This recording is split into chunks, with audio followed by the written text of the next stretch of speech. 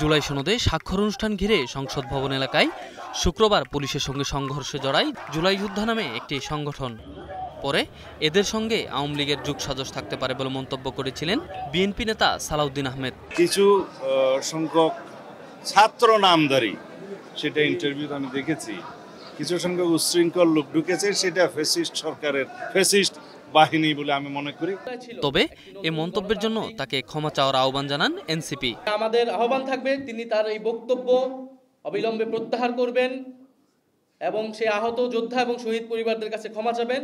এবার এনসিপির সেই ক্ষমা চাওয়ার প্রশ্নের মুখ খুললেন বিএনপি নেতা সালাউদ্দিন আহমেদ। আমি এটাকে স্বাগত জানাই, এইভাবেই রাজনৈতিক চর্চা হওয়া উচিত।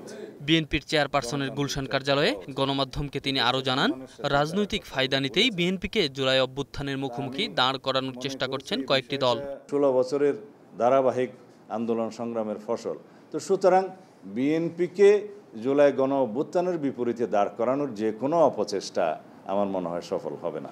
অন্যদিকে টঙ্গী কেমিক্যাল গুদাম, চট্টগ্রাম ইপিজেড ও শাহজালাল বিমানবন্দরের কার্গো টার্মিনালের আগুনের প্রসঙ্গ টেনে এতে নির্বাচন বানচালে ষড়যন্ত্র দেখছেন রুহুল কবির রিজভী। নির্বাচনের ঘোষণা প্রধান উপদেষ্টা দিয়েছেন, সেই সাথে আরো সরকারের যে দৃঢ় আমরা ঘোষণা দেখতে পাচ্ছি ফেব্রুয়ারিতে নির্বাচনের ব্যাপারে, তো সেগুলোকে নানাভাবে বাধাগ্রস্ত করা, সেটা বানচাল করারও পরিকল্পনা থাকতে পারে বলে আমার মনে হয়। কারণ এই যে প্রায় ঘটছে, প্রায় একদিন দুই দিন পরেই ঘটছে, তো এই ঘটনাটাই শঙ্কিত করে তুলছে গোটা জাতিকে।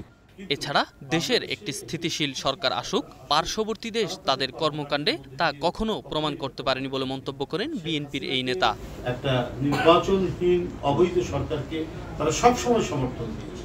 Enamul Haque, star news, Dhaka.